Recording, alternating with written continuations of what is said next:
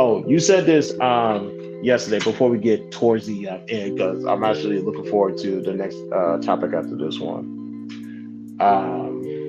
Brothers argue. I'm not going to bring up what you and Is was talking about. It was a moment. It was just a moment. Y'all reconcile. I know the naysayers. I'm like, oh, oh, look, they're beefing, and I'm looking like you guys are corny as shit. These are two brothers talking. And one thing I said a couple of weeks ago: if you guys was in person, you'll argue in the morning, fight in the afternoon, be out that night at the bar with drinks. This is family talk. But and I just want to throw that out there that just so to those who are watching, there's no beef between Is and AM, so not gonna fuck off. But I do want to say this. You did mention the other day like panels, like tired. You think you're gonna start walking away from panels? Because I'm basically somewhat there, but there's still panels I'll entertain. But I'm almost there with you that I'm gonna start walking away.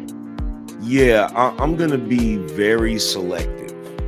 And in fact, it might get to the point where if I'm on a panel and somebody I know is gonna get on my nerves hops on there, I'm probably just gonna click the button and not even say anything.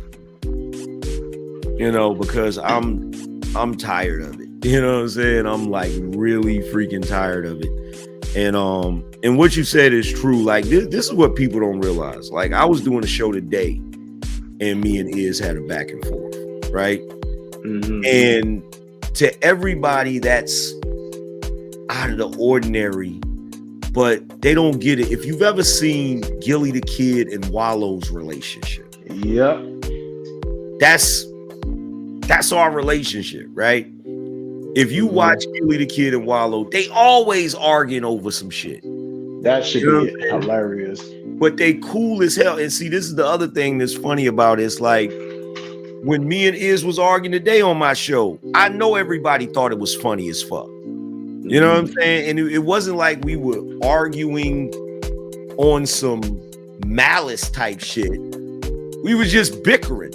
You know what I'm saying? The way like, nah, man, you don't know what you're talking about. Nah, you don't know what you're talking about. It's just the little back and forth or whatever. But it's normal for us. It's normal for us. It's out of ordinary for everybody else. You feel what I'm saying? But it's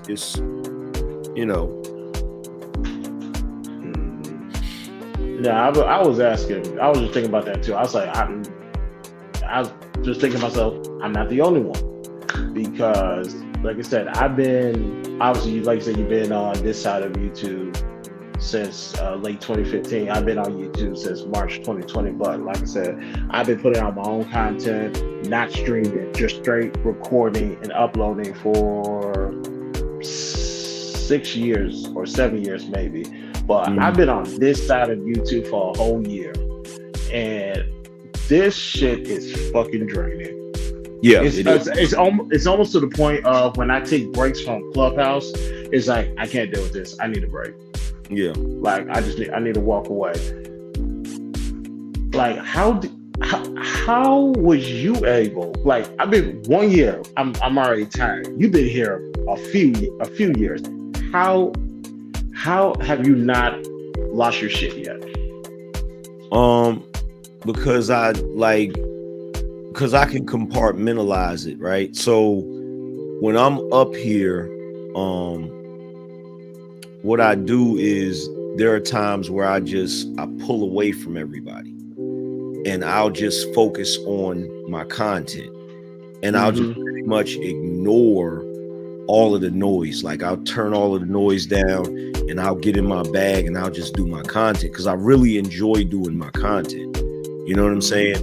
And one of the ways I'm able to mitigate the bullshit is when I'm in my space, when I'm on the Angry Man channel doing my show, I don't really have to deal with any of that shit because I don't do panels. You know what I'm saying?